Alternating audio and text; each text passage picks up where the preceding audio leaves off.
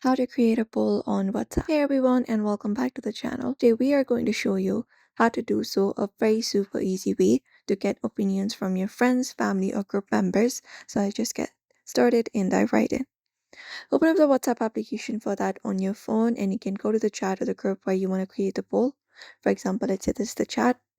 Now once you are headed over there, you can just go over and tap on the paperclip icon on your phone. So tap on it on your screen, this one right here, right beside the text message, and you can find an option called poll. You can tap it from the menu that appears.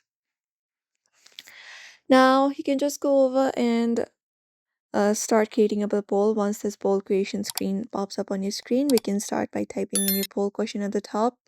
Like, for example, what is your favorite food? And let's add this question and we can start adding question. So you can add up options. We can choose option 1 and add it up. Similarly, on the second option, you can add it up.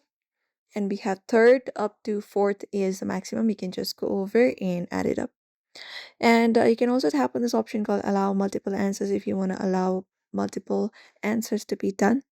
After that, once you're okay with everything, you can just go and tap on send and send it to your group or the chat this way.